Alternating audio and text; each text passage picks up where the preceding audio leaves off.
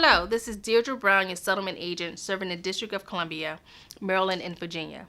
Today we're going to talk about Maryland purchase transactions where the seller is a non-resident of the state of Maryland.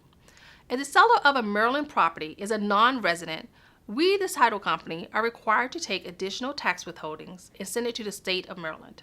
If the seller is an individual, an estate, or a trust, we are required to withhold 8% of the net sales price. If the seller is a business entity, an LLC, a corporation, or a partnership, we're required to withhold 8.25% of the net sales price. The withholdings are sent to the Maryland Comptroller when we record the transaction. Some or all of the withholdings can be refunded by filing a personal income tax in the state of Maryland and claiming the withholding.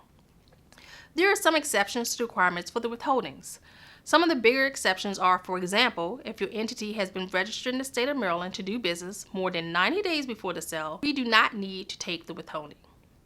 If you are an individual, there's a form you can fill out and send to the Office of Tax and Revenue requesting an exemption from the withholding.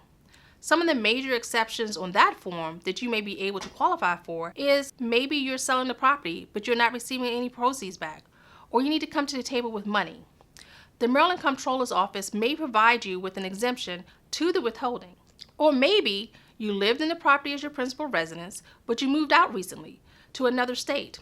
In that case, you would just need to show Maryland that you lived in the property as your principal residence for 2 of the last 5 years and that you paid personal property taxes in Maryland using that address. When you complete the exemption application, there is a section on the application for you to provide a contact information for your title company. If the exemption is approved, then the state of Maryland will send the title company a certificate showing that we are no longer required to withhold the funds at settlement. One of the questions that comes up often is, what if there are 2 owners? One is a resident of the state and one is not. In this case, we only take the withholding on a percentage of the proceeds that the non-resident is receiving. If you have title-related questions, please reach out to us at lexicontitle.com.